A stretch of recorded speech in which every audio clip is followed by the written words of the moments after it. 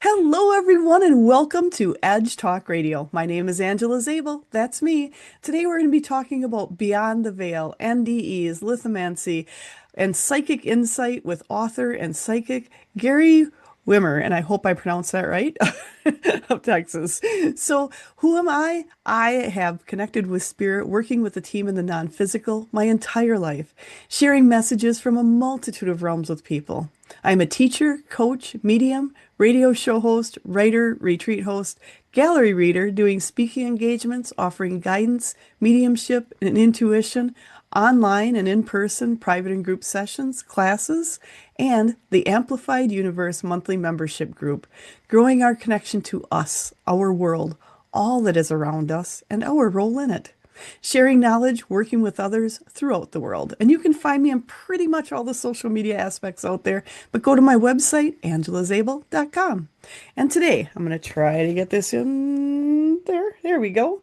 Today, we are here with Edge Magazine. It is the leading events and media resource dedicated to all aspects of holistic living, health, and wellness, and the mysteries beyond, sharing information, wisdom, and resources, committed to promoting businesses, organizations, and individuals who support our collective journey to wholeness and balance. It's currently distributed in 30 states and Canada, with over 17,000 magazines per printing, and a vibrant online magazine with over 42,000 people reached per month. Have the magazine shipped to your door. Stay up to date with the newsletter. Become a drop spot if you want to have it in your business. And check out Kelly Wagner on the Being Curious show. You can find out more information on edgemagazine.net. And today we are here with Gary Wimmer. He has been a professional psychic and spiritual advisor over 40 years and has been referred to as a medium, intuitive, healer, teacher, and clairvoyant. He offers readings using pure intuition, regular playing cards, and lithomancy, a fascinating but little known methodology, and is the author of Lithomancy, the Psychic Art of Reading Stones. I'm looking forward to getting into this one. And he's not only it's a comprehensive book on this amazingly revealing methodology. It's available on Amazon and Kindle. And he also wrote A Second in Eternity. It's a true story about the intense and enlightening near-death experience, which near-death experiences throughout this will be NDEs. He is in that he had in 1977 that revealed the unity that underlies all things and still profoundly affects him to this day.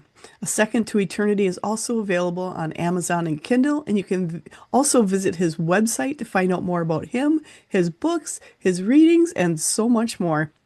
And I've got to say, go to his website. It's garywimmer.com, and I'm going to spell that out so people can find it for those that are just listening. It's GARYWIMMER.com. So make sure to check that out. And if you need to contact him, send him an email. It's the best way to find him. So, Gary, I just want to thank you so much for being here today. I've got to ask you, how did you start into this whole metaphysical aspect? Because were you always connected to the other side? Did the near-death experience create something different? How did that work for you? And I want to thank you for being on here too. Oh, my pleasure, sweetheart. And Angel, thanks for having me. Yeah, I'm the third of seven sons. I was born in 47 November. I have two brothers born in 46 and 45, December 8th, exactly a year apart, a double and a triple Wow. Sagittarius. Wow. I'm a double Scorpio. And I grew up watching my two brothers compete and fight their whole life. God bless them. Uh, so I started developing a sense of intuition pretty young, so I didn't get caught in their maze or, Mm. in their military runs around the rooms and so forth. And I was raised Catholic. I was an altar boy. I was very curious about God and Jesus and the truth, and I always felt like, well, we're going to be judged by the rules, so we should know the rules. And I Mm. wanted to know. Now I had six brothers, like I said, and none of them were curious about this. They're all businessmen and baseball players, and I didn't play sports. I always had chemistry sets and puppet sets and magic shows, and I was a ham. Uh, Eventually Definitely a turned into difference a music. between you. Yeah, eventually I turned into a musician, but I started playing guitar in um, 63, 64 before the Beatles came out. Never thought I'd do it professionally, but went to college in 65 to 70 at Texas Tech, majored in electrical engineering. Got out, it was all defense work. I was a war protester. I served 2 years as a conscientious objector here in Austin, Texas, at the Austin State School. And I started giving readings. I moved to Austin in 1970 after I graduated from Lubbock, from Texas Tech. Like I said, working as a conscientious objector. And I started giving readings, saw a couple psychics. I told me I had a lot of natural ability.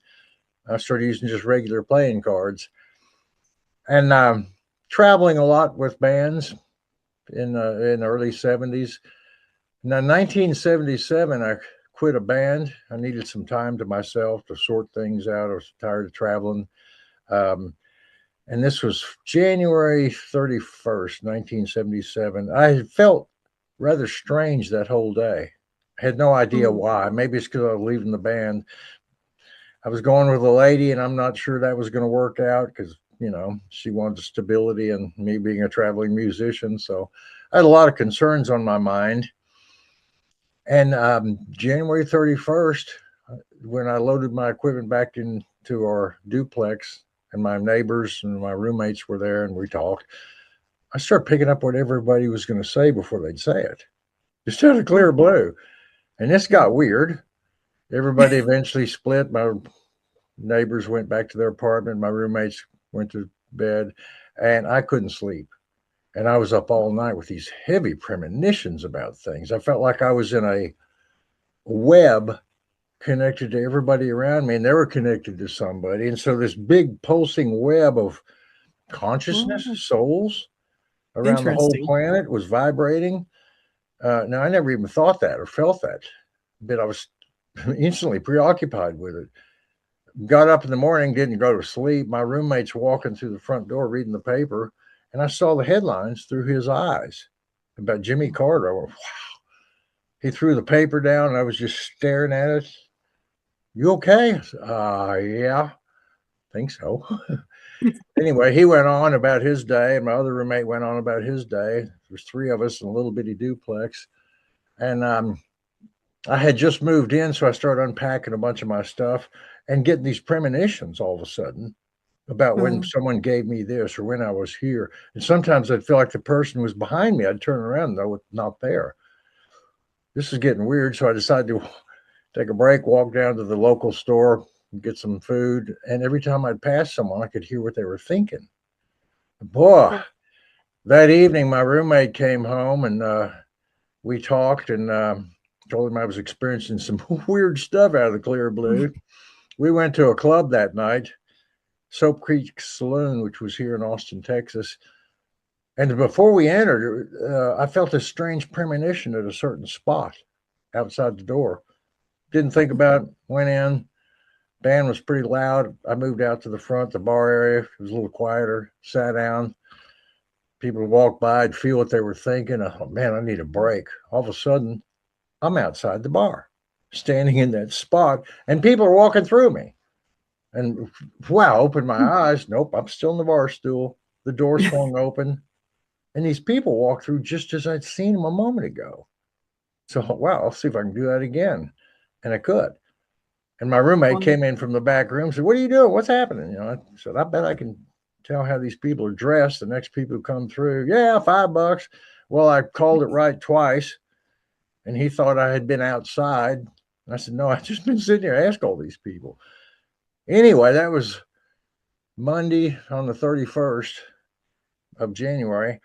Things started getting more and more intense over time. Over the next couple of days, I was able to pick up things all the time. What I couldn't do is turn it off.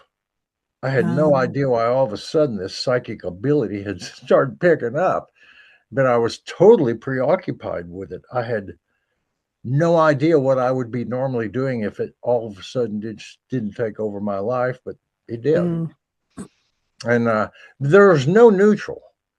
And so I was either picking up stuff, someone would say they'd call and they said, I'll be over in a while. I'd look at the clock and it would go right around to the exact minute they're going to walk through the door, and then it'd go back to normal. Whew, start Wow. seeing clocks and everything. Um, that night, I got real concerned. My roommate got real concerned. I started trying to explain to him what was going through. The premonitions started getting heavier. I felt this sort of protection or observance by these beings, guardian angels, something smarter and wiser than me that knew what was happening because I didn't. But I felt them kind of watching over me, protecting me. I didn't see them, couldn't, I kept hoping they'd introduce themselves because that was the one sort of area of peace and comfort and protection I had because I didn't know what was going on. I couldn't turn this off. And it got to the point of being absurd over the next day or two. And I couldn't turn it off. So I'd look at a random stranger 3 blocks away, who's leaning on a bicycle. And I'd think, tap your head toward that lady walking out the door. And he would do it. And I Wow. didn't know. Did I know that guy was going to do that and pick that up? Or did I make it happen? And then I'd try something else and it would happen. And I thought, man, I got to watch my thoughts. I can't tell if I'm creating things or witnessing them. And I couldn't tell the difference. Wow. This is That about would be a second. little scary, I would think, at that Oh, I point was too. terrified. Yeah. I was at the same time, though, I felt this magnificence of power and observation that Mm, was I've never felt before. So it wasn't all terror. I was terrified, but highly enlightened. yeah. What it was is a narrow little tightrope, and I was trying to balance on it with no idea if it would break or where it was heading or why I was even here. But Wow. this went on and on and on, and so many incidents. I wrote a book about it. A Second Eternity explains all these incidences I went through for a solid week Wow. before things made sense. So after a week of this and all these incidents I went through that were profoundly terrifying and enlightening at the same time are described in this book. February 7th, 1977, after a week of this, I was racing down Guadalupe Street here in Austin, Texas. I was crying, I was praying, I was screaming, I was terrified. I'd had it. I couldn't turn it off. I surrender. Whatever, God, what do you want? You know? And there's a bunch of people around me that very concerned. I wasn't acting like normal people do, walking down the street crying and looking up and praying. And I did not care. I couldn't take it. All of a sudden, in the height of the most fear I've ever experienced in my life, it instantly disappeared, instantly. And I felt warm. It's the middle of February Wow. or the 7th.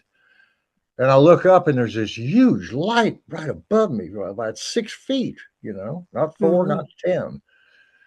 I looked around, none of these people who had been watching my circus, none of them seemed to acknowledge it, and I didn't care. I looked back up at this light, and then it turned into a crystal table about that thick. Not that thick, not that thick. Wow. And above it were the 7 white robed figures, and they had their hands on this table, and the light was coming down from the beam from their hands individually, forming this big tunnel of light that I was in. Uh, and I looked up and they said, "Do you trust us?" I said, "Man, I don't understand what's going on. I'm terrified." I've been shh. Do you trust us? And they spoke in one low, I always say it's like a James Earl Jones voice, a deep, No. reassuring, comforting. Uh, and they knew everything about me. They knew exactly what I was going through. That's why every time I tried to say, "Well, I'm not," shh, we know. We know. You trust us. Well, pretty soon I said, "Yeah." And this all happened so quick. Right. Long story short, within a second or two, I was hit head on by a speeding car. There was traffic zooming by. All of a sudden, I'm seeing my body tumble over the car, hit the bumper, hit the windshield. Wow. All of a sudden, the whole city of Austin turned into a little dot, and I'm expanding Uh, outward in all directions. And that was the strangest sensation. My body's on Guadalupe Street in Austin, Texas, but my soul, subconscious psyche is going out in all directions, oh. which I instantly realized That's how souls leave the body. Mm. And at the time of birth, the souls collapse from all edges of the universe right down to the mom and womb at birth. That's how it works. I'd never thought about that, but it was undeniably true instantaneously as soon as I left my body. And all the planets and galaxies are going within me because I'm expanding. And I had no idea who I was pretty soon. I didn't know Austin, didn't know me, didn't even know about this car accident. All I knew is this beautiful, enlightening, empowering, comforting sensation I was going through. I mean, it was heaven. I never Wow. felt so good in my life, except how I started feeling even better. And eventually I came out of this universe and it looked like one of billions of universes, a star studded sky. It seemed to wind itself up into a big tunnel of light. That's a good description. People have used it. Wow. And I felt like I was being pushed through, ushered through, accelerated through this tunnel of light, silver white clouds spinning around. Very comforting, very, Yeah. very beautiful, very, but no awareness of me. Just pure sensation. And I came out of this tunnel of light and into this infinite blue void. And it was the Mm. mind of God. And it was everything.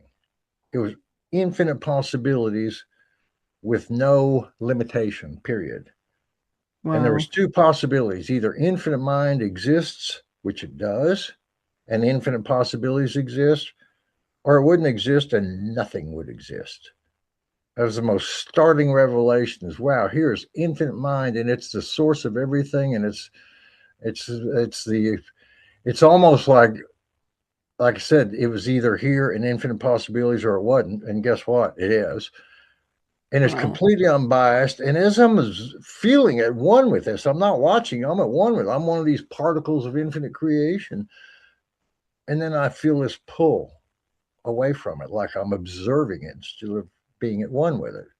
And I Mm. went back through this tunnel of light. And I had no idea where I was going to. I had no idea where I came from. I just knew that where I just was at was beautiful. And I was a little apprehensive, what's going on? Where am I going now? Right. I went back through the tunnel of light, collapsed back into this universe, came closer to this galaxy and this solar system. And every time I got closer, I felt a little affiliation with it, especially when I came near Earth. It's like maybe I have some affiliation on this planet. And right before I came back into my body, I saw three series of pictures, very distinct. Interesting. One of them was about what we're going through now. I saw COVID-19. I saw all these changes. I saw, the leveling of the raising of sea levels, the changing of geography, all this extremes that you and me and the whole planet and every society is going through. Yeah. But it made sense. I could see that this was leading towards the next series of pictures, which was life in the future in the age of Aquarius when we've got rid of all this crap we're going through, or at least a lot of it. Yeah. And that's why we're going through it, so we can see the holes in the boat, so we can get the duct tape and fix the dang boat. Because it ain't gonna That's fix true. itself. No, we're the ones that need to fix it. We're the ones who got to fix it. So I saw the first series of pictures with the chaos that we're going through, and this is another 20, 50, 100 years. It's not a particular date. Right. It's a transformation of human consciousness over time. And that's why we're seeing all this intensity and extremes, because life's trying to show us, you want to come out ahead, smarter, wiser, or you want to, play stupid and not do anything and get blown away. Right. So then the third series of pictures were about a musician and a psychic, and I had no idea who this was, but I felt like maybe I know this person. And then I saw my body in the street and the car all broken up and people screaming and Oh, hollering. And I went, that's me. And I jumped back into my body. And there's this red-haired driver, long red hair is hanging all over my face. He's screaming, he's terrified. Man, I'm trying to stop. Blah, blah, blah. Well, I just been to the most beautiful spot in all of creation and back. And man, this little car accident was nothing. It was insignificant. Of course, wow. wasn't everybody who witnessed it.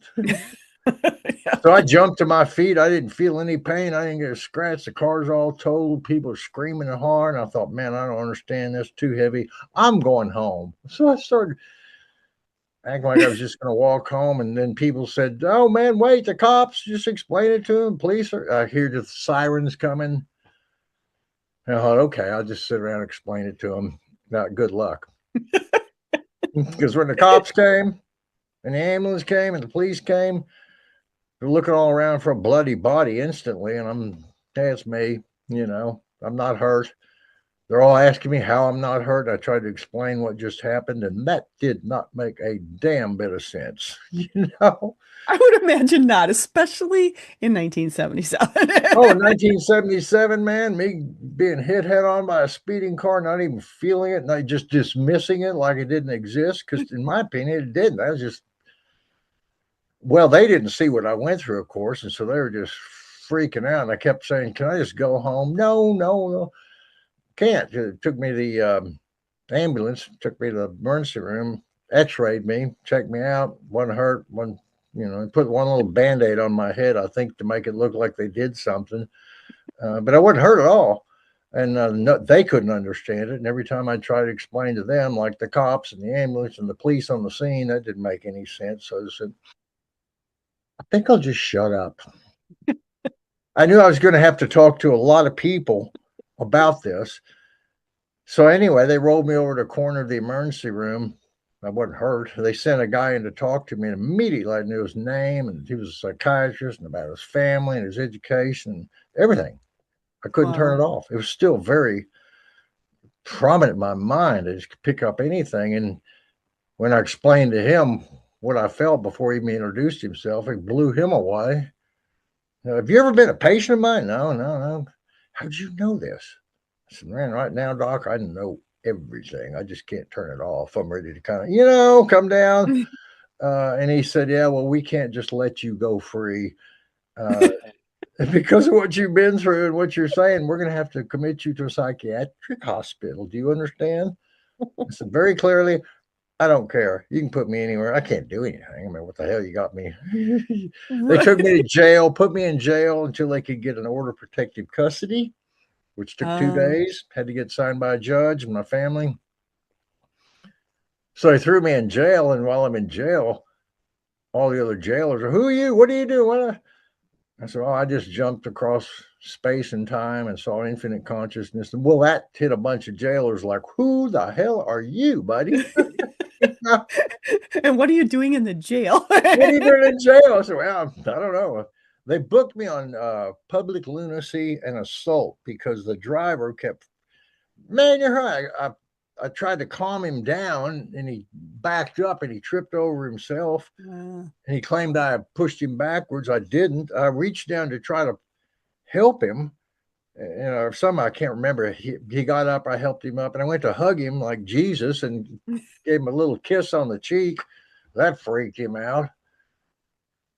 In fact, when he kept hassling me, man, sit down. I just leave me alone. I'll rape you. Now, why I chose those words, I have no idea, but I figured they'd push him away a little bit, and they did.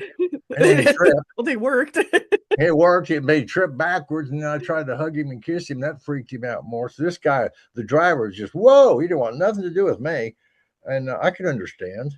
Hell, he just hit me Right. with his car. He's afraid he's going to get charged for, Anyway, Probably thought he was going to get charged. We thought you probably wouldn't have survived it. well, And he filed charges on me. He and his lawyer filed charges on me for assault. Uh, Mm. and because I pushed him backwards, he claimed I didn't. I wouldn't push anybody, man. I barely understand what was going on.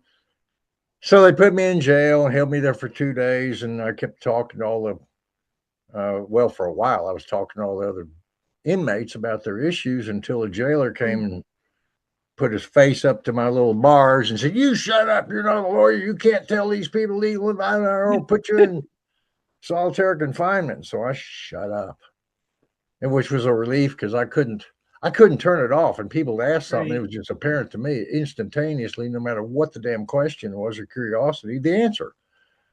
Again, what I couldn't do is turn it off.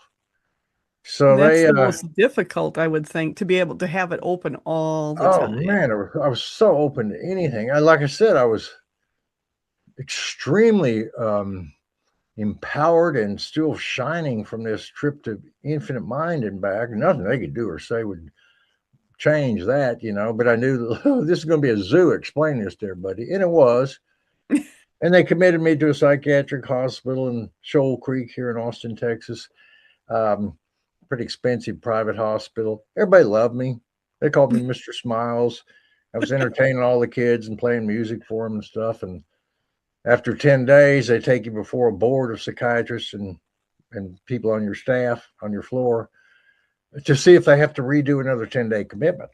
Yeah, If they did it, I got a mandatory commitment because they didn't know what to do with me. And I would have done the same thing. I wouldn't have believed me, you right. know, of course not.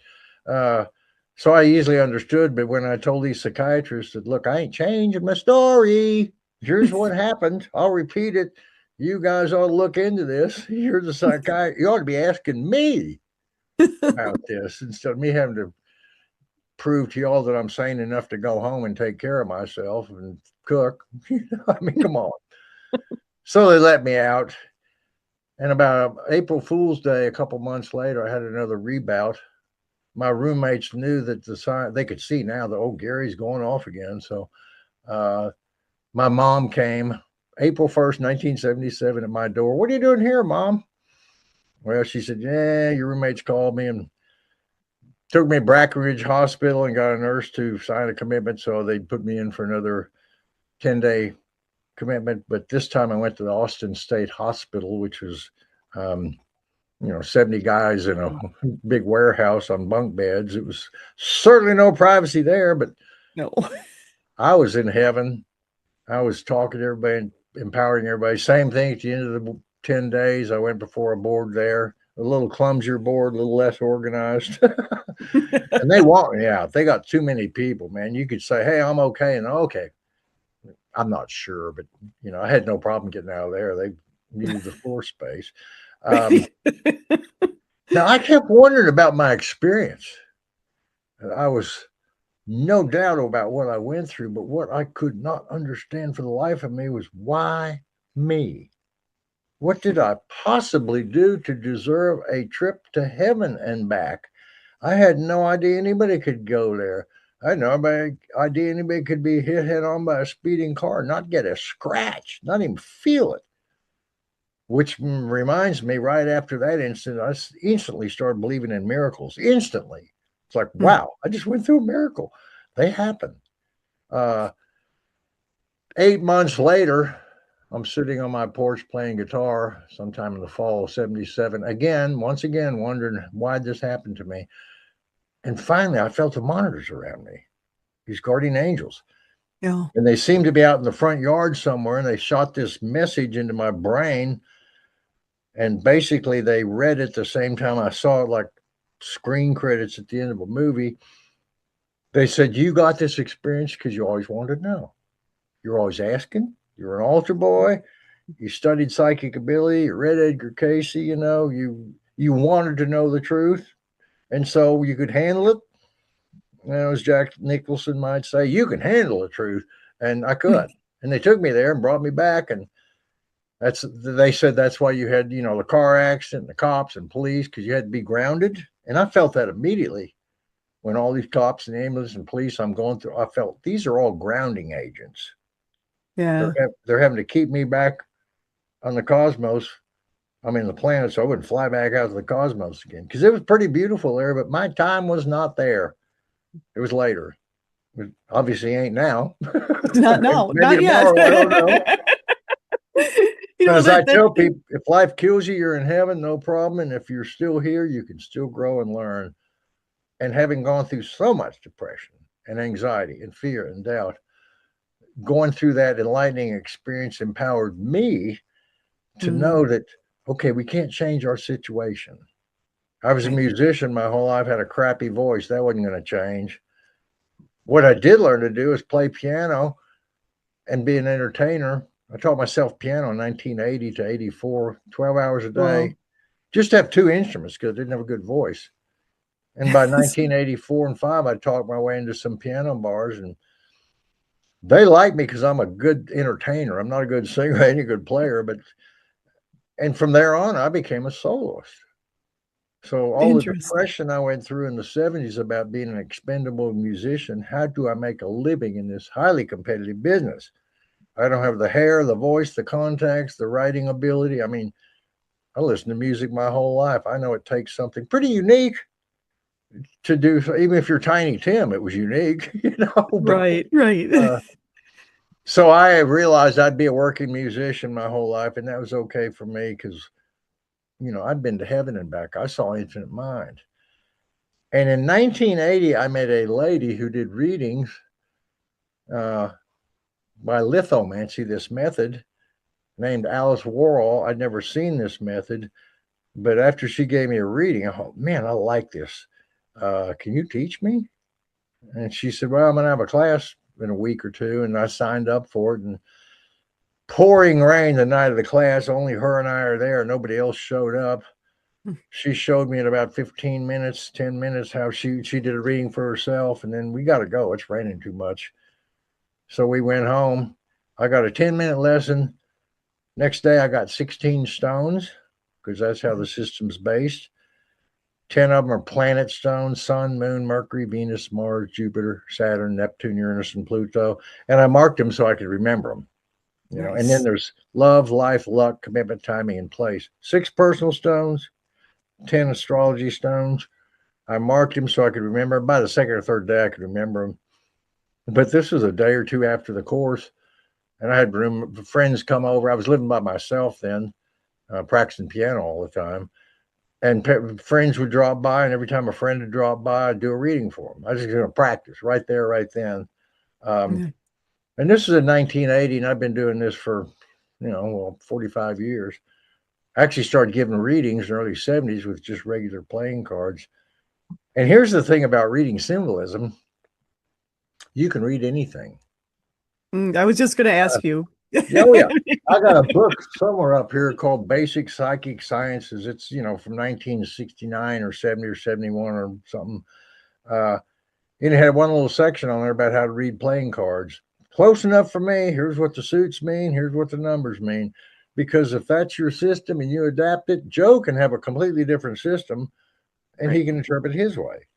So everybody's method of interpreting anything, much less signs and information from higher mind and symbolism, um, everybody's unique. When I was in Europe 93 to 2000. And a lot of musicians and other people knew that I gave readings, people in the club, waitresses. And so I'd sometimes give readings to people and wouldn't always have my stones with me. Like maybe at my girlfriend's place or another apartment I was staying at. Kind of hopped around depending on where I was playing. Right. So I'd have people just set stuff on a table, an ashtray, an earring, a glass of tea, or whatever. I'd go make some coffee, come back in 2 minutes, and I would just read around the table the stuff they set out in any order. And I know that's possible because I went through a period in 77 where I could read anything. And I How knew, did how go did you ahead. go from because you were open to everything at that point. What happened in there that you started being able to control it a little more? I'm assuming at this point you have some control over Oh, giving yourself definitely, some definitely, space. definitely. So what happened in there to start giving you the control over instead of being open to everything to start being able to go, okay, I can make this mine and I don't have to be going, It took me a while. It yeah. After these incredible experiences in 77, both in February and in April, uh, excuse me, it That's kind right. of took me a while to come down and put it in perspective. It didn't just cut off instantly, uh, but I could feel it kind of resolving. I wasn't picking up stuff all the time. I was at the hospital. I was at jail. I was in a psychiatric hospital to some degree. But like in the first, in when they put me in Shoal Creek, they were giving me lithium carbonate. It's Mm, a chemical to help schizophrenics, basically. yeah. And it took about 5 or 6 days for it to have an effect. Uh, when I went to the Austin State Hospital, they gave me Thorazine. Huh. and they'd give me a handful of it. And I was so amped up, it took 4 or 5 days for me to sleep there. So, yeah, the Wow. intensity of what I went through was so profound, but I wouldn't trade you for the world. I Right. don't need to go through it again, but if I have to see and experience what I was so fortunate to see and experience, I'd sign up right now, but I don't need another trip. You know? It's not One that it trip ain't is good. beautiful. It's that I don't need it. Now I need to, as you were saying, bring myself back into the real world, practical world. Uh, and once I learned lithomancy, I started giving readings in the early 80s, and to this day I do. Uh, and so I wrote this book, A Second Eternity, started in Europe in the 90s, late 90s, published it about 10 years ago. I think this one probably about 10 years ago, too, give or take. Lithomancy, The Psychic Art of Reading Stones, is a book on the technique of Yeah. reading patterns of stones. And like I said, you can use the ideas behind reading symbolism for anything. Right. For anything. You can read tea leaves, trees, sounds. But in order to do that, you have to, first of all, kind of believe it's possible. Just like if you're going to hit a home run, you got to believe it's possible. You probably ain't going to knock it out of the park on pure beginner's luck. And if you Right. do, can you repeat it? You know? True, true. But you've been repeating quite a bit. I mean, you've been doing this for over 40 years now. And what has something shifted though? Because you went from the near death experience, which so I have a team on the other side, and they think it's funny that you had the accident, but you had nothing really wrong with you because it was showing everyone around you. Because you may have been committed at that time, because at that time, a lot of people with any of these, with anything where you're connecting to something like that, they were committing people for that quite readily. Right. And as you were doing that, they just want you to know that there were many people around you that maybe had thought you were crazy in the moment, but it was actually opening those people up. So a lot of Oh, those people got absolutely. opened up with you being there, with that experience you had. So it's so helpful to so many others. Unknowingly, I affected the cops, the police, the Yes. ambulance, the psychiatrist, uh, both psychiatric hospitals, a lot of people while I was there. Uh, I wasn't trying to affect them. I was just, this happened and you're asking why, and I'm having to deal with it. So here's what's coming out. You know? And have you, since you've had that experience, has it been where you look at life completely different? Do things bother you so much? Did I'm it help still you on human and that? I still go through cycles. Uh, we'll always go through cycles, but Right. whether it's fear or doubt or whatever, we're going to go through ups and downs. Yeah. But the question is, are we overall evolving, overall flatlining, or overall descending? We're still going to have variations and cycles. And if we didn't have variations and cycles, we would not have life, We period. wouldn't be here. We'd be on the other We side. wouldn't be here. We came here for all those fun experiences. Some of yours. We did. We, I read a lot of, I'm an electrical engineer. I don't follow the math in quantum physics, but I follow the ideas, the concepts. Yes. And there's a lot of quantum physicists now that are starting to consider, which I think is a fact, the interface between the non-physical and the physical is the Yes. smallest of the quantum level. And I saw that when I was going through my near-death experience. Wow, it's the most small. That's how the spiritual becomes physical, you know.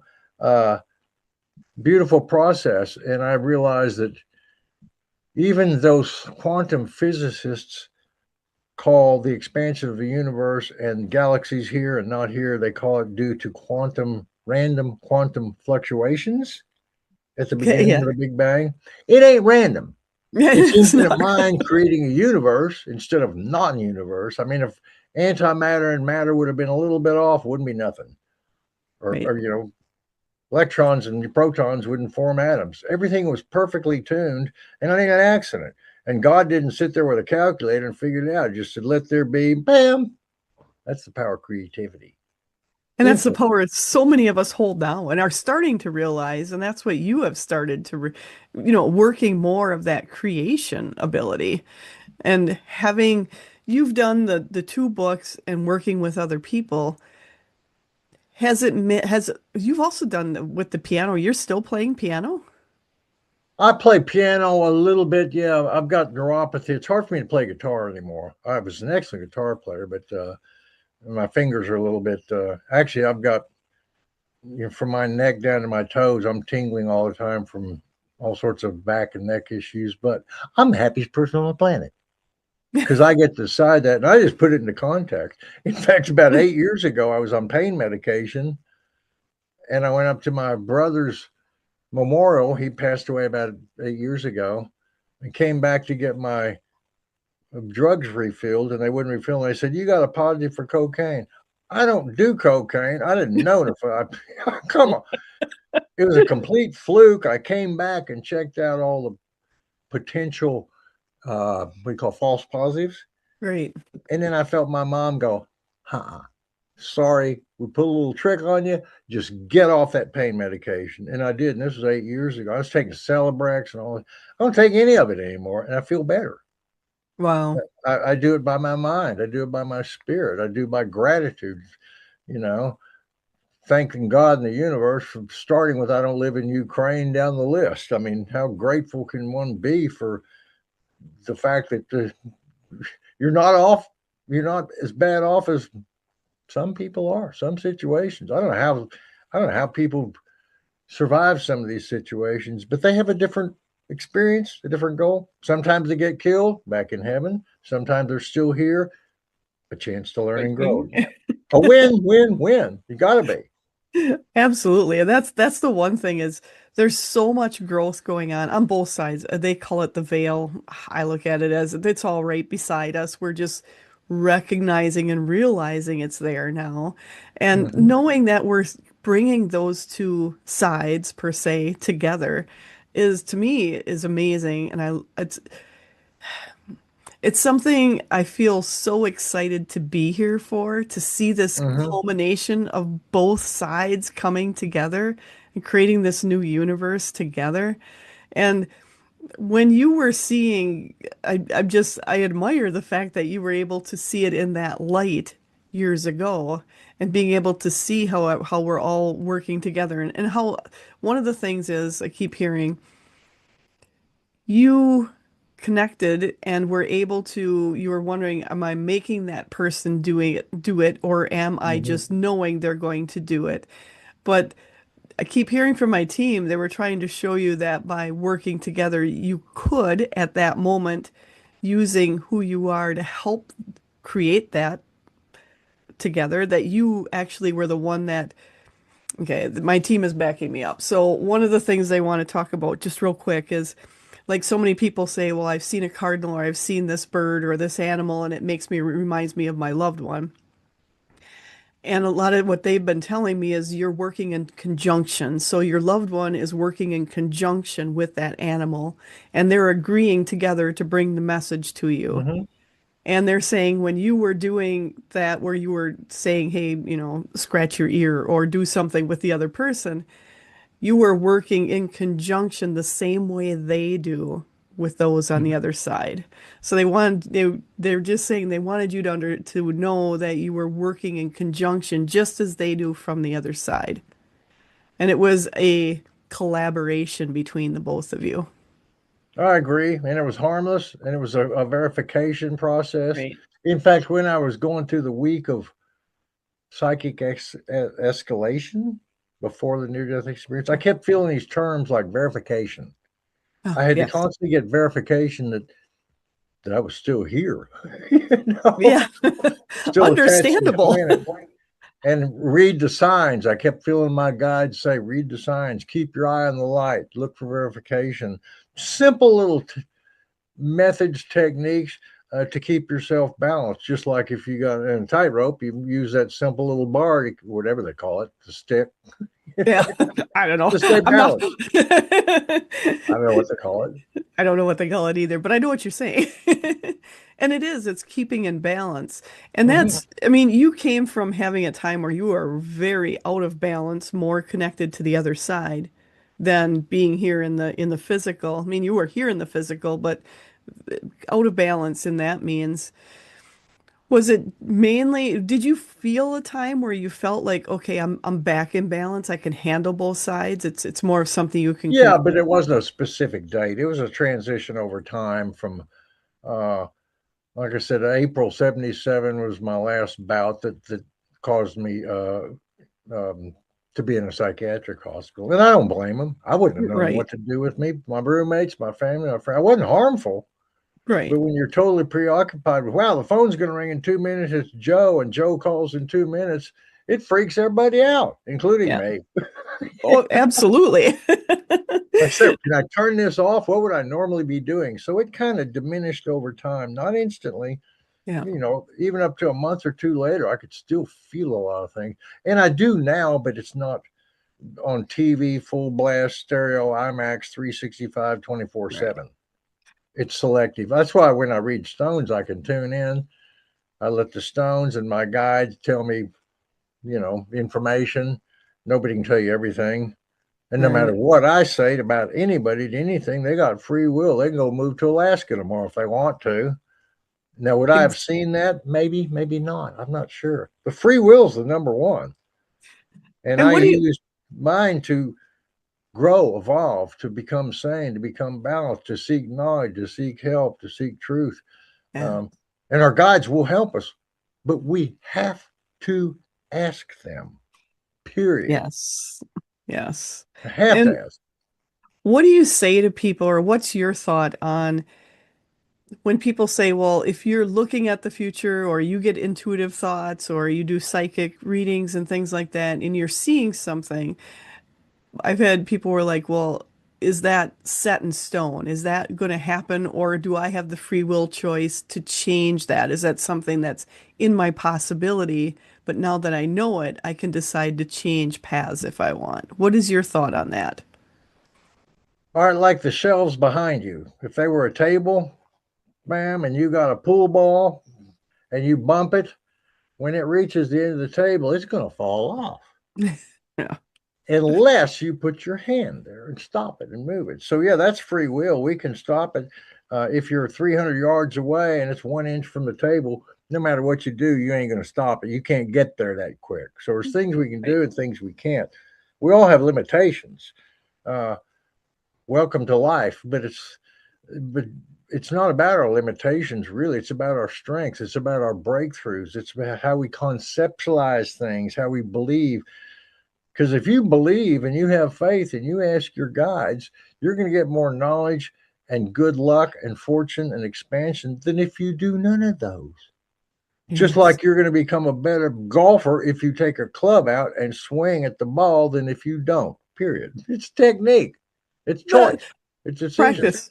I love And that. there's no limit to how much you can grow spiritually and psychically and mentally. There's a limit to how far you can hit that golf ball. For me, not very far. Yeah, me neither. I could knock it off the tee pretty easily. Well, I've got it. I'm sure people will be asking, like the lithomancy. When you were doing that and when you created the book, is it kind of going through the book, helping people to actually, like, is there ways for them to lay out the stones or way Oh to yeah, just yeah. The understand the book's got, stones? well, this one's kind of all glued together so it stands straight. The book's got all kinds of examples. I've seen if I had another one in here. Examples, pictures, graphs, God. explanations. The only problem I had to do is I couldn't put it in color because on a self-published book you can't put in inserts. It's either the whole book's in color or none. Oh, And it's like $15 in black and white. If it had been in color, it'd have been 40, $50. I would right. look. But if people buy the book, there's a link in there that goes to my website that shows the same pictures in color. So you can Per, actually see the color pictures, which look better. But I just right. couldn't put them in the book for a reasonable expense. Like I said, no inserts. The whole book's one is paper or photo paper, not halfway. Right, right. And as you've been doing that, when you do, because you do readings now yet, and people have to contact you via email, correct? That's the best. My phone always kind of weird. Yeah, and the phones nowadays, sometimes they're in, sometimes they're not. It is what it is. But when somebody contacts you for a reading, how does that work then? Do they have to give you information about something, or are they No, all looking I for a need to do is specific? set up a time. If they email me, I email them my schedule and say, give me, 3 dates. I'll try to choose the first one. I only do readings 1 to 6 p.m. I'm 78. I don't get up at 9 o'clock in the morning anymore. No reason to do that. Right. Uh, and so if people email me, I'll email back my schedule and whether I can pay on PayPal or I can take a credit card. I record every reading Okay. and give people a link to go download the recording after the session, and that helps a lot. And Windows 11, thank you, Windows. It changed the way the dang computers work, and I can't just plug in a USB mic and record it on Audacity anymore. You know what I'm Yeah, saying? I understand. The upgrades are I'm crazy. so frustrated. Windows 11, the basic thing, you can't plug a mic in there and record me talking and the landline saying it'll cut the landline out. Wow, It'll I be, didn't know it it, did that. yeah, it's just blow. Why waste all the time cutting the landline out? We can just leave it alone and let us record. But so much for Windows 11. I'm through. What do you, I mean, you've been doing readings with all different ways. You do just psychic readings, you do what other types, and then you do the lithomancy. And how does that work? Does somebody like send you a question? Do you just start out? Do people Well, the ask way you a I start question? out I like to just kind of dive in Yeah, because people can spend 15 minutes explaining everything in their life up to that moment. And I'd rather don't even go there. I charge these 16 stones up in my hand and I do them over the phone because I'm disabled and I don't do them in person anymore. Live in a little house. There's 3 adults here and just no place. right, Uh, Besides that, when I do them on phone, it's real easy. I can call people exactly 3 o'clock. And right. when I used to do them in person, people come over about 3:30 and go, "Wow, traffic!" I know it's awesome. Should have left an hour early. So it It's can't do it easier. anymore in person. It really screws up my schedule. You can't get anywhere in time. But when people call, or when I call them at a particular time, I'll call you 2 o'clock Saturday. I charge the stones up. I always, before I even call a person, get a deck of cards because I read regular playing cards, Mm, and I fan through them just to make sure my guides are with me. And I'll try to get some information on the person I'm about to talk to. Uh, and then once I get all that, I put my cards down and I call them and I hold the stones, charge them up, have them say drop. I drop them and I read oh, them from the center to 12 o'clock and then around like for 12 weeks. Sometimes beyond, if they lay outside, it can be longer term or beyond the environment or both. And I right. just look at the stones the way they point and touch. If there's a time or two, I'll crack a stone or lose a stone, and I'll put a new one in, and that'll work fine too. But they all have some sort of characteristics that I pay attention to. Like, for example, Saturn, where's it right here? If you look at it, it's got a side or like a real block. And that's what Saturn can do, be a block, be something you got to work Yeah. over. Uh, so I see symbolism. Mars, where is it? There's Mars. It's very pointed. It's got a direction. So a lot of the way stones point, touch each other, and I don't overthink it. I look at the pattern and let my guides help me interpret it. My intuition, who does what, which guide when, how much intuition, how much. I don't know. It works. You know, it's like I'm not going to worry about what percentage of ethanol is in my gasoline. I'm going to put it in the car and drive. You don't Right? try to figure it out. You just do Don't it. try to figure it out. Just go with it. If it works, let it go. But I That's know the how it works because it's intuition and it's asking my guides. If I didn't ask my guides to help me, I wouldn't be that effective. And I encourage people all the time to meditate, ask your guides, believe. You have no idea how much power you can be connected to through infinite mind, through your portal to your higher mind, your guides. Uh, it's unlimited.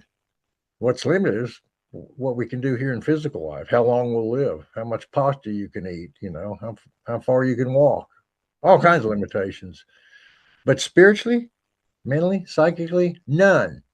And that's why I encourage people to explore in that area, because the more you grow in that area, the more you get better practical results. And that's a win win for you and me and the whole planet, period. Fact.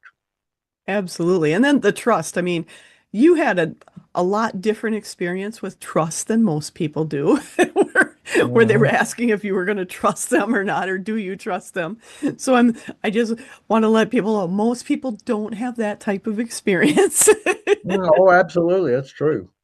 And because some people would be like, well, man, I don't want to, be able to have this connection and it has to be that harsh, let's say, or that, and it wasn't harsh for you. I mean, it was a beautiful experience, but some people might be like, wow, that's a bit much. Well, it kind of shakes up your foundation, because it's same thing. If you all of a sudden are transported to China, you probably won't speak a word of Chinese. Uh, but if you're going to survive, you'll figure out how to say food, please. We learn through our desire to survive, desire to grow Mhm. spiritually, mentally, psychically. But it is a choice, because you can go to China and think, I'm going to just and starve to death because I shouldn't be here. Well, that's a choice too. It's a choice to always expand your consciousness regardless of the situation, because that's why we're going through a situation. There ain't no accidents, there ain't no coincidences. Everything that manifests in life, everything manifests by some form of cause and effect. Something made Yeah. it happen, period. You know, you don't end up going to a movie by accident. You bought a ticket, you drove to the theater. Da-da. You know. That's true. So be And proactive. Be proactive. That's my thought. like I mean, the world is a little crazy right now. There's a lot going Absolutely. on. And when you saw these pictures, do you feel as though I've talked to a lot of people and they're like, I don't know if there's any hope. What's your thought on the hope for us going forward? Oh, we're going to survive. We're going to learn. We're going to grow. We're just going through a big world transformation, because we need to upgrade all our systems and Yes. ourselves. And you don't upgrade your systems automatically. Like I mentioned, your car may need the oil change, but it ain't going to drive itself to the shop. We got to be proactive and change it. We got to be proactive and upgrade. And so the whole world is shaking us up in this period of extremes, trying to indicate to you, me, and everybody, individually and collectively, Yeah. what we need to do, what we need to focus on. But individually and collectively, we get to decide whether to heed the call, participate, grow, evolve, make it a better world, or ignore it and do none of the above. Choice, choice, choice. I can't underscore the power of choice decisions, because that's how we get from A to B to C to D. Period. It's true. And it's knowing we always have the choice. We always have the choice. More than we realize. Absolutely. Mm-hmm. It's interesting because we always have a choice and we're all choosing. And to recognize, I'm just hearing my team coming in and they're saying to recognize that some people will choose to stay, they're just going like Oh this, yeah. to Oh just yeah. stay small, and others are going to choose to expand, but it's your choice what you do. It is your choice. There's only one eventual place to go back to. It's the place we came from. It's infinite mind. Now you may take 50 train trips here in different lifetimes, or 10,000. It doesn't matter. There's only one place we came from. There's only one place to get back to. Everything else is sort of a education, an opportunity to learn about Mm, ourselves, about others. And that's why we're alive. We came here to yeah. learn, to grow, and evolve. Um, and if we hop on board that train, we reduce the friction. We grow better. We evolve more. It's a win-win-win. When we choose not to ask the right questions, not to grow, when we get feelings in life of, wow, this is slapping me in the face, I think it wants me to upgrade, and we don't pay attention, guess what? We get slapped in the face more. Ta-da!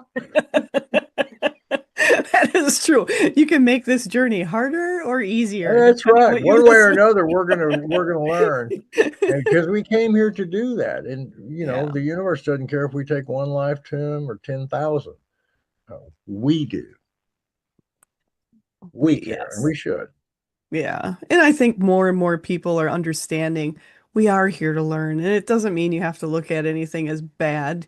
And, that when you mentioned about you being put in the mental institution, that's one of the reasons I didn't say anything when I was younger, is because we had family friends that when they were seeing things, hearing voices, and they were committed. Oh yeah. And I watched it and I'm like, I'm not saying a word. Well, I wouldn't have known what to do with me. I have to admit. Right. You You had it know. very, very different. I mean, it was so profound for you and so Oh almost overwhelming, really.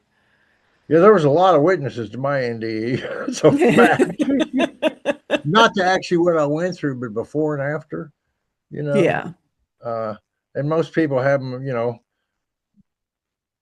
Instantaneously or over a certain period or in hospitals. So mine just came out of the clear blue and I went through, but I liked it because it showed me how to read the signs. I went Yeah. through a week of escalating psychic ability. And once I tapered off, which took me a while, I realized, wow, I just got an education. I kind of knew it at the time, but at the time, while I was getting the education, I just wanted to, when's break? When spring break. You got the Yeah, college right. education without the break. We get to go to the bathroom and get a cup of water once in a while, right? I mean, nonstop education, but everybody has a different way of learning, of Yes. phasing, of timing, of how we relate to our guides. But everybody has guides, and more than we Yes. even realized. And you don't have to know their name. And they hear us all the time. You don't have to worry about it. They hearing us. They do. What we have to develop is a technique of hearing them, Mm, because they don't call us on the phone. They ain't going to text. They'll answer us in signs, in symbolism, in feelings, because they don't want to manifest a body to go whisper in your ear yeah. or text you. I mean, too much of a hassle. I mean, Yeah. just come through the subconscious, and besides that our subconscious are internal aspects of thought and so forth are unlimited. Yes. There's nothing we can't tap into, but you know if you practice golf long enough, you'll probably have a better chance of hitting a hole in one than you will the first day you go to a golf course. You're probably going to hit Yes. a hole. Man, I didn't hit the ball. Might take Practice. me 1,000 days, but That's right. Practice, practice, practice. and that's the thing. And with you understanding that you to connect and everyone has guides. And I like when you said you don't have to know their name because that's one of the things for me, they started coming through so quick and so many. And I'm like, it was hard to keep up with with who they were. And I'm like, do you guys really care? And they're like, we don't care about our names. Only you do. And I'm like, okay, then I'm gonna forget about it. That's when I saw the monitors in 1977 above me saying, "Do you trust us?" They were white robed, grayish white robes, but I couldn't see any faces. They were kind of like a grayish, like a Mm, raster on TV, kind of black and white, as nice. if to say, our looks, our appearance is not what's important. Yeah. Don't even try to get anything out of our faces, because that's not. We're here. We got our hands down. We're shooting you the light. We're giving you an opportunity to go to Infinite Mind with us. Do you trust us? Oh, I'm so glad I said yes. You got to experience just that beautiful spot of understanding what it is like on the other side, but then Mm-hmm. being able to come back here and this is a pretty amazing planet and a lot to learn on it. And that's it's so, for me, I feel it's such a privilege to be on this planet, experience even all the chaos that's going Oh on yeah. right now. Oh yeah. Oh yeah. If we, in fact, Infinite Mind, I always think kind of got bored being Infinite Mind and thought, hell, I think I'll be everything. Every atom, every molecule, every thought, every universe, every possible manifestation. And guess what? It is. Because Yeah. even things every manifestation is in essence a thought in the infinite mind of God, of the infinite soul, of infinite source. You know, to us, it's real, it's physical, but it all comes from infinite mind looking at itself, and we're part of that vision too. You know, you have your vision, I have mine, but you know, right now there's 8 billion people on this planet. God has 16 billion eyes. You know, look at it that True. way. And everyone's seeing something different. Everyone's Amen. experiencing something different.